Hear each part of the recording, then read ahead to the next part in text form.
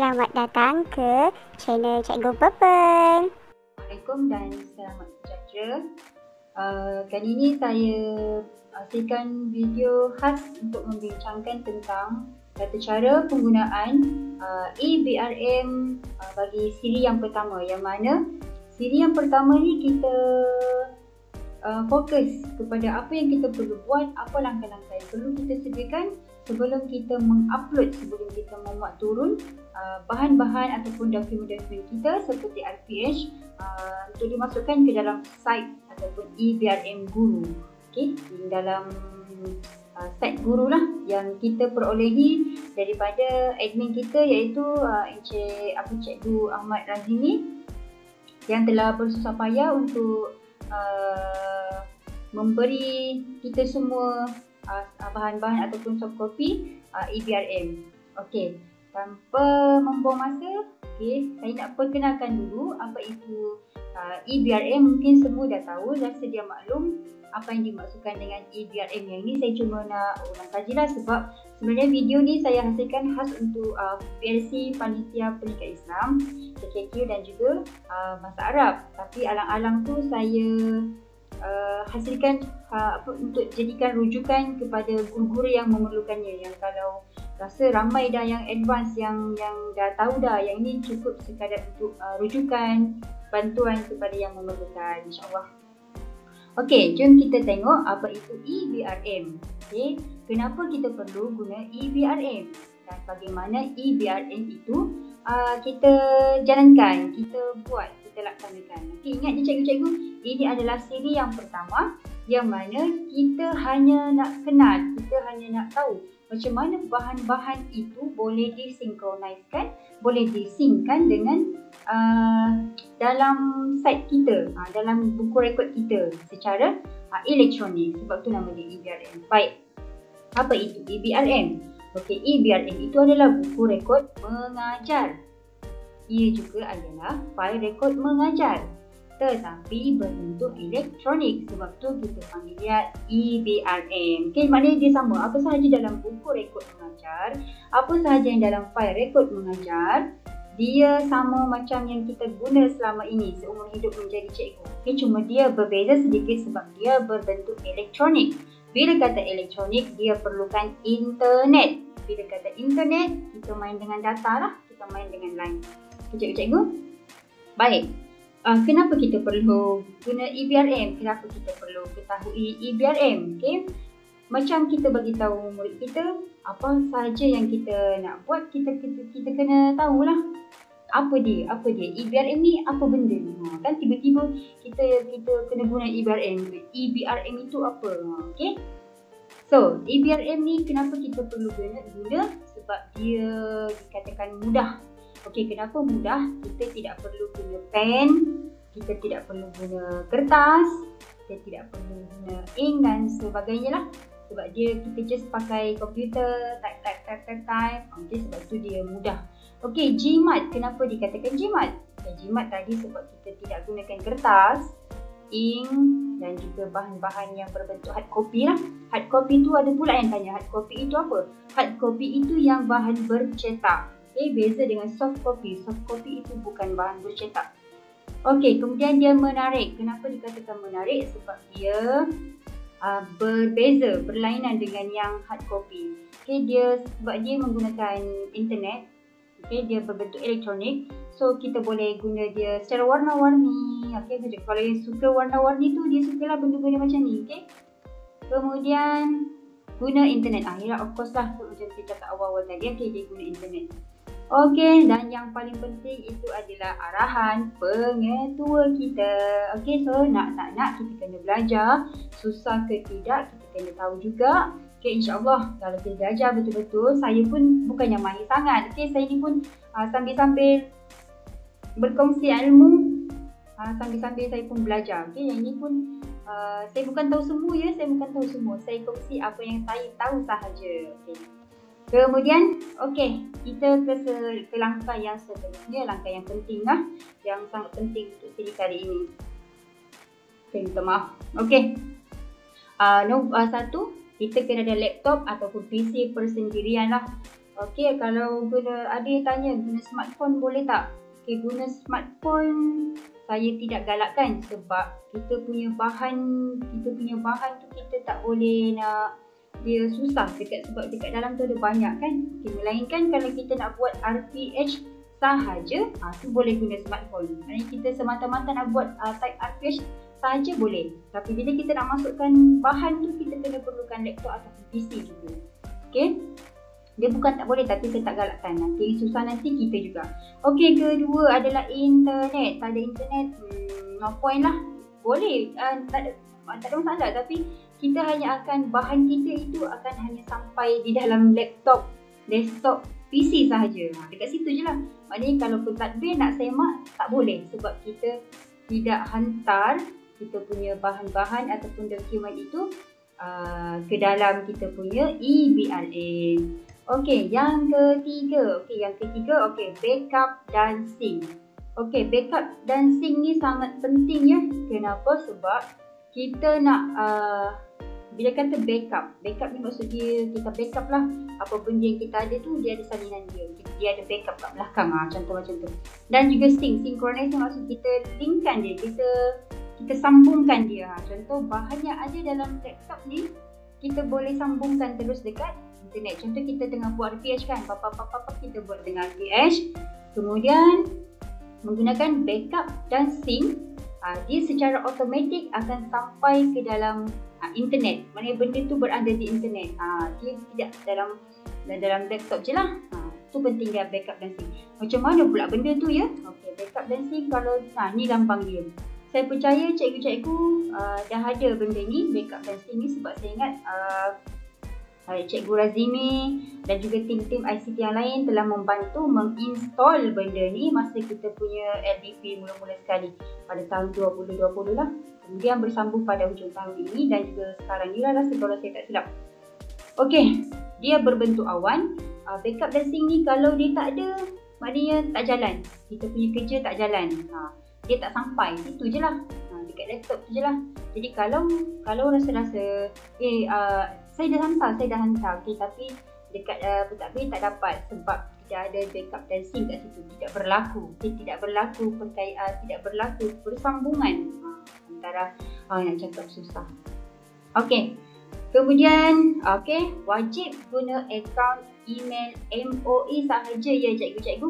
Kalau lepas ni ada isu saya tak boleh nak masuk, contoh cikgu Razimi admin ataupun admin yang lain kata cikgu tu kata dah hantar tapi rupanya dia salah sign in ataupun dia tak jumpa dia punya akaun dalam email. Rupanya cikgu tu salah masuk guna akaun lain, bukan akaun MOE.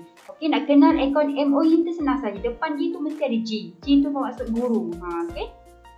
Okey, belakang kalau murid pula depan dia huruf M. M tu sebab murid lah. Okay. Lepas tu belakang tu ada nombor banyak bla bla bla bla bla bla. Kemudian moe-dl.edu.my. Tu MOE lah tu. Kalau nombor pendek-pendek tu MOE lah tu. Tapi sebab dia panjang sangat kan, pandai-pandai kita dah nak catat. Okey, kemudian kita akan bermain dengan Google Drive. Okey, ni sangat penting. Sangat penting untuk kita kenal. Sangat penting untuk kita tahu di mana dia berada. Okey, backup sync tadi pun sama. Okey, dekat mana dia. Okey, kita tengok backup sync ni. Kita akan lihat macam mana rupa backup sync dan macam mana kita nak install dia ya cikgu-cikgu. Okey, backup sync. Ini backup sync.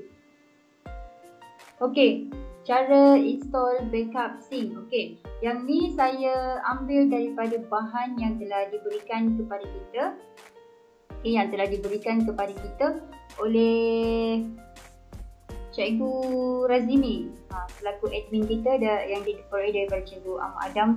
Okey, yang mana dalam file tu yang telah diberikan kepada kita ada perkataan install backup sync. Okey, dekat situ yang kat anak panah tu kita boleh buka terus bahan tersebut dan install macam biasa. Okey, ataupun kita juga boleh type dekat Google Chrome dekat Omnibox backup dan sync. Okey, kemudian kita download dan kemudian selepas download, okey, kita install macam biasalah. Kemudian akan perkataan agree and download, terus je. Okey, bila keluar paparan seperti ini, di sinilah kita guna akaun MOE tadi. Cikgu-cikgu guna akaun MOE sahaja. Kenapa? Sebabnya kita nak sinkronisekan, kita nak synckan kita punya bahan-bahan dokumen dengan EBRM yang kita akan muat naik ke dalam internet. Okey, so kena ingatlah, kita kena guna email MOE sahaja. Okey, kemudian dah sign in, dia akan keluar seperti paparan. Kita allow sahaja sebab dia nak cakap kan, nak impress kan. Okey, kena allow dan kemudian akan keluar paparan sukses lah. Maksudnya kita berjaya telah sign in ke dalam backup sync yang mana kita guna akaun MOE. Okey. Okey.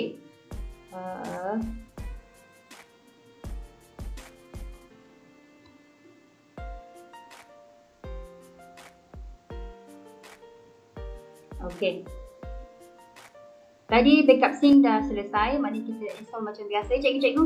Sama ada kita ambil bahan daripada yang telah dibekalkan oleh sekolah ataupun kita terus sahaja type dekat Omnibox dan search backup dan sync, seterusnya itu sahaja arahan sehinggalah keluar perkataan sign in. Kita gunakan email MOE. Okey, Google Drive tadi kita dah bincangkan. Okey, ni rupa Google Drive cikgu-cikgu. Okey, di mana soalan biasa yang saya terima adalah Google Drive tu kat mana? Okey, bila saya tunjuk Google Drive ini ni, pula yang ni ke Google Drive? Ni lah Google Drive. Okey, macam mana kita nak tahu Google Drive? Di mana kita nak jumpa si Google Drive ni? Kita sign in macam biasa, masuk email macam biasa. Okey, kemudian tengok ada bentuk sebelah delima tu. Bila kita sign in masuk email kan, dia sebelah kanan atas. Okey, dia ada titik-titik ni, kotak-kotak segi empat ni, macam-macam orang bagi. Kalau ini nama dia hamburger, kalau ini tak tahu traffic dia apa benda ni. Okey, bila kita klik itu akan keluar banyak-banyak ikon. So Google Drive itu yang tu yang ada anak panah. Ini adalah Google Drive. Okey, kita sign in, dah sign in, masuk email biasa. Kita klik yang kotak-kotak kecil-kecil ni.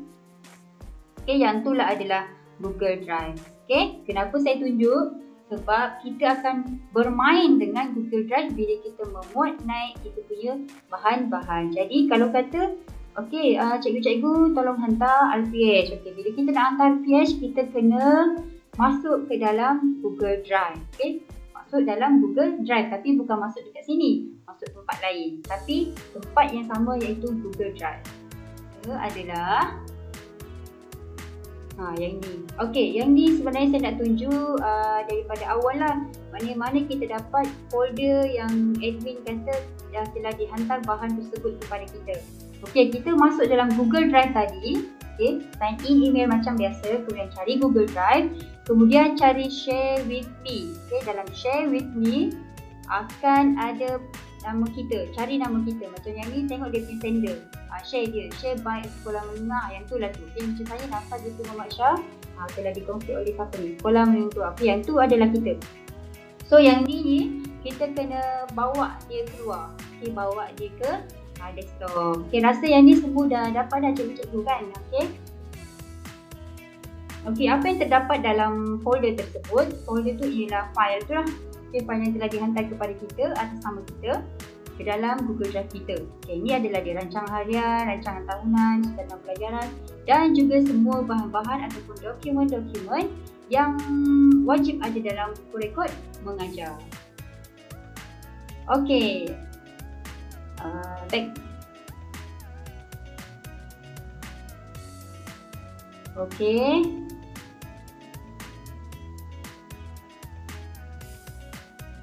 Okey. Kemudian tiba-tiba keluar gambar paling handsome. Okey, ini adalah langkah-langkah yang perlu kita lakukan sebelum memuat memuat naiklah kita punya bahan-bahan. Okey, kenapa saya kata gambar paling handsome kena sediakan, dokumen yang berkaitan kena sediakan, refresh mingguan kena sediakan. Sebabnya gambar ni kita perlukan untuk kita punya profile dalam buku rekod kita dan juga kita gunakan sebagai ikon EBRN kita. Boleh guna dua gambar berlainan ataupun dua gambar yang sama. Okey, kemudian kita ada apa lagi? Okey, cipta ikon EBRN sendiri. Saya akan kongsi juga. Setting ikon EBRN sendiri. Saya akan kongsi juga. Okey, kemudian tukar bentuk dokumen ke dalam PDF. Okey, masukkan dokumen dalam EBRN, kemudian publish. Okey, nombor 13 ni yang paling last lah. Okey, kita akan tengok dulu cipta ikon EBRN. Ikon ni maksud dia kita punya buku rekod tu. Buku rekod kita, kita nak letak muka kita kan. Okey, kalau macam biasanya orang letak folder biasa je. Okey, kali ni kita cuba letak muka kita. Okey, jom kita tengok macam mana nak buat. Okey. Okey, gambar paling cantik, gambar paling handsome. Tak kisahlah apa benda. Okey, kemudian type yang ni html/icoconvert.com ni. Okey, akan keluar paparan seperti ini di dalam internet lah. Saya bagi link ni, cikgu-cikgu terus klik saja. Okey, kemudian sudah keluar ni. Okey, choose file. Maksud choose file tu cari gambar kita tu kat mana. Okey, kemudian upload. Okey, kita dah pilih. Kita dah masukkan, tapi kita kena upload je. Kita nak masukkan dia dekat dalam internet. Okey, dah selesai upload. Okey, yang belakang tu adalah sebenarnya panduan yang saya dapat daripada bahan yang dibekalkan oleh admin kita. Okey, saya tengok dekat situ step 1, 2, 3, 4. Okey, dah selesai. Kemudian inilah macam contoh saya dah pilih tadi. Kita crop crop image ni pilihan sama ada kita nak crop ataupun tidak. Kalau nak kekal macam tu, kekal je lah. Okey, yang ni bentuk-bentuk dia. Kita nak ikon EBRN kita tu macam mana? Bentuk love ke, bentuk bulat ke, segi empat ke, tak kisah. Pilih sahaja mana-mana cikgu yang cikgu berkenan. Okey. Okey, ni langkah seterusnya. Okey, kita dah pilih gambar, kita dah pilih bentuk dia. Kemudian kita, yang ni nombor 4, step nombor 4 ni cikgu-cikgu jangan ubah-ubah, jangan ubah tau. Biar je macam tu. ICO for Windows 7, 8, Vista, X, biar teruskan je, jangan ubah apa-apa. Okey. Lepas tu, okey, convert. Dia di belakang saya tu. Okey, convert dan download. Okey, bila kita convert, download akan keluar dalam paparan seperti ini. Okey, kita nak save dia kat mana? Okey, cari folder kita Nafsa binti Muhammad Shah yang kita telah tarik ke dalam desktop dan save dekat dalam tu lah. Dah siap download, save dalam folder. Okey, kemudian kita nak setting pula. Kita dah ada gambar ni, kita nak letakkan dalam kita punya game. Okey, cikgu kita pergi dekat desktop, double klik dekat situ. Okey. Okey, double klik nama kita, bukan double klik tu untuk buka folder. Okey, kemudian kita cari nama kita macam yang ni sekarang, Nafsa binti Muhammad Shah. Klik kanan. Okey, klik kanan. Kemudian cari properties dekat bawah sekali. Okey, klik kanan, cari properties dekat bawah sekali. Okey, akan keluar paparan seperti ini. Okey, bila keluar paparan seperti ini, cikgu pergi dekat customize. Okey, customize atas tu. Okey, dekat bawah tu ada perkataan change icon. Okey, bila keluar perkataan change icon, okey, akan keluar pilihan-pilihan seperti ini. Okay. Kemudian kita tekanlah browse. Browse ni maksud dia kita cari dekat mana kita save tadi. Okey, nak selamat tadi kita save dalam folder nama kita lah. Okey, dah siap, akan keluar paparan seperti ini. Okey, dia akan bagi bilang, okey, contoh macam ni kan, pilih gambar. Pilih je mana gambar yang kita save tadi, yang kita dah convert daripada ICO convert tadi. Dekat internet tu kita ubah gambar kan. Dia tu. Okey, dah selesai pilih, kemudian kita tekan okey. Dan selepas okey, dekat bawah sekali berwarna biru, apply. Jangan lupa untuk tekan. Okey, lepas okey tekan apply. Okey, dah keluar, nanti akan keluar paparan, keluar kita punya gambar dekat dalam kita punya EBRN tu. So, saya ada melakukan kesilapan yang mana saya pergi tarik keluar terus. Rupanya tak boleh. Okay, jangan tarik keluar letak dekat desktop. Caranya salah. Sebab data tu rupanya dia tak sync, dia tak baca. Penat je hantar, rupanya tak sampai tu. Okay. Lepas tu Cikgu Azlan kata jangan tarik keluar macam tu, memang salah. Okey, rupanya kita kena klik kanan dekat ikon kita yang kita dah ubah tadi. Kemudian create shortcut. Create shortcut betul dia akan keluar dekat desktop lah. Okey, barulah kita punya EBRM tu dia ada synchronize dengan kita punya bahan-bahan. Okay, so ingat cikgu jangan melakukan kesilapan yang seperti yang saya telah buat. Okay, ingat jangan drag and drop sahaja, tapi tolong buat ataupun tolong create shortcut. Klik kanan, create shortcut, dia akan automatic keluar dekat desktop kita. Okay, barulah betul. So dia akan jadi macam saya punya ni lah. Ni adalah EBRM saya, nama saya terus dan gambar saya kat situ. Nafsa binti Manisha. Okay. Alright, yang ni adalah ulang kaji kepada mereka yang, kepada cikgu-cikgu yang memerlukan nota tentang cara nak tukar setiap dokumen ke dalam bentuk PDF. Okay. Contohnya, saya rasa ramai yang dah tahu ni. Okay. Cuma ni sekadar ulang kaji lah, perkongsian. Okay.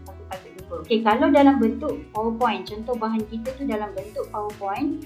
Okay, cara dia macam ni. Sebabnya kenapa kita perlu belajar tukar dokumen dalam bentuk PDF, sebab nanti kita nak upload bahan kita ke dalam EBRM kita, semua berbentuk PDF. Senang. Okay. Okay dah, kita dah contoh ni adalah kita punya RPH. Contoh RPH kita tu dalam bentuk PowerPoint. Okay, so bila dalam bentuk PowerPoint, cikgu klik dekat file sebelah kiri atas sekali. Okey, yang ni lupa nak cakap, yang ni saya guna Microsoft 365, tapi konsep dia sama je. Dah klik file, pergi dekat save as. Okey, bila kita klik save as, dia akan keluar banyak-banyak pilihan. Okey. Bila banyak-banyak pilihan ni, tu ada Microsoft PowerShell, apa semua-semua tu kan, tapi kita pilih PDF. Ingat cikgu pilih PDF. Okey, kita dah pilih. Okay, dah save. Maknanya file kita dalam PDF. Okay, yang ni pula berbentuk Word. Kalau tadi PowerPoint ni Microsoft Word. Okay, Microsoft Word pun boleh tukar juga kepada PDF. Okay, cara dia sama je cikgu. Sebelah kiri atas sekali cari file, klik file. Okay, kemudian cari save as. Dan kemudian pilih PDF. Pilih PDF, automatik lah dia akan tukar kita punya file tu PDF. Kemudian tekan save lah macam biasa. Okay, ada lagi satu. Kita pun boleh guna online. Contoh kita type dekat Omnibox, dekat internet, dekat Google Chrome tu kita type je convert Word to PDF, convert PowerPoint to PDF, convert file to PDF. Macam-macam, sekarang ni macam-macam. Cikgu type je dekat Omnibox, type macam tu, dia akan keluar lah. So kalau nak senang dekat Word, dekat Microsoft PowerPoint ni pun boleh. Okey cikgu, harap setakat ni boleh membantulah untuk siri yang pertama ni. Okey, kemudian masukkan dokumen dalam EBRM. Yang ni lah paling penting. Kalau kita terlepas step yang ni, kita akan jadi macam saya lah. Kita akan jadi tertanya-tanya. Macam mana orang tu boleh masukkan bahan dia dekat EBRM yang site guru tu? Bukan yang ni cikgu. Dekat yang satu lagi, yang ada gambar kita, yang ada EBRM induk, yang ada banyak-banyak cikgu-cikgu punya BRM. Yang tu. Macam mana dia boleh masukkan bahan dekat dalam tu? Okay, ingat, yang ni poin penting ni tapak rumah kita. Kita kena tahu, kita kena masukkan bahan-bahan kita dulu dekat dalam ni. Okay? Dia penting untuk orang-orang macam saya yang kena belajar daripada awal. Kena belajar step by step. Okay? Bagi saya lah, mungkin cikgu-cikgu ramai lagi yang dah advance dah, yang dah tahu dia terus masuk EBRM tu. Okay? Yang ni sebagai rujukan untuk saya jugalah. Okay, kena ingat, kita nak masukkan bahan, kita kena tahu dulu tapak rumah kita tu. So, tapak rumah kita berada di desktop. Sebab bahan-bahan kita semua di desktop. Okay, kita ataupun PC, laptop, apa-apa je lah kita panggil. Okay? Ingat tak tadi yang mula-mula kita buat pasal EBRM kita? Ni contoh dia, ikon saya dah tukar dah. Okay, so ni adalah EBRM saya double klik kat situ. Okay, tengok dekat atas. Buka dokumen yang nak masukkan dalam EBRM. Okay, buka dokumen ni, masuk dokumen yang ada dalam laptop kita tu. Kita buka satu. Kemudian double klik dekat kita punya EBRM sendiri. Ini. Dan kemudian tu ada pilihan kat situ lah. Biasanya kita akan masukkan dalam rancangan tahunan, rancangan harian, sukatan pelajaran, semua-semua tu lah. Okay, ingat cikgu? Okey, inilah rupa dia. Yang sebelah kiri ni adalah dokumen yang berada dalam laptop kita. Okey, yang kita nak masukkan ke sebelah kanan, yang kita nak masukkan ke dalam eBRM kita. So, daripada laptop, kita nak masuk ke dalam eBRM kita di internet, di dalam Google Drive. Google Drive tu sekarang berada di desktop kita sebab kita dah tarik, kita dah guna backup dan sync. Inilah kegunaan kepentingan backup sync. Okey, kita buka dokumen dekat desktop, kemudian kita buka kita punya eBRM, tarik je. Konsep dia sama ada kita tarik ataupun copy paste pun boleh. Contoh contoh RPH ni saya masukkan ke dalam rancangan harian. Okey, buka, masukkan dalam rancangan harian. Dalam rancangan harian tu pula ada minggu-minggu kan. Cikgu masukkan dah ikut minggu dia. Itulah. Okey. Jangan terlupa step ini cikgu-cikgu sebab nanti untuk siri yang kedua kita dah masuk dekat memasukkan eBRM ke dalam site kita. Site tu maksud dia laman eBRM kita tu. Tapak eBRM kita yang admin bagi dekat kita. Tugas kita cuma nak masukkan dekat dalam. Dan bila kita buka site tu, kita akan cari bahan tu dalam Google Drive. Okay, Google Drive itu kita dah masukkan dalam laptop kita. So ada synchronize kat situ. Dia bersambung. Dia berlink lah orang kata macam tu. Okay cikgu-cikgu. Okay, insyaAllah siri ini akan bersambung dalam siri yang kedua tentang bagaimana kita masukkan pula dokumen eBRM kita ke dalam site guru. Macam tadi tu lah, kalau yang ni adalah tapak rumah kita, tapak rumah, tiang rumah, panggil apa lagi? Isi dalam luar-luar tepi-tepi dia lah, semua dah ada dah. Okay, bahan-bahan kita. Sekarang ni kita nak hiaskan lagi dekat luar dia tu semua. Okay, kita letak cat. Okay, kita dah contoh dia tadi kita punya lantai tak cukup. So kita sambung lagi. Okay, kita sambung lagi dekat mana? Dekat siri yang kedua. Okay, saya harap perkongsian ini dapat memberi manfaat kepada diri saya dan juga kepada cikgu-cikgu yang memerlukan nota dan panduan untuk untuk melengkapkan eBRM kita seperti yang telah diarahkan oleh Tuan Pengetua. Okey, insyaAllah saya akan sambung lagi pada siri yang kedua. Okey, Assalamualaikum. Bye.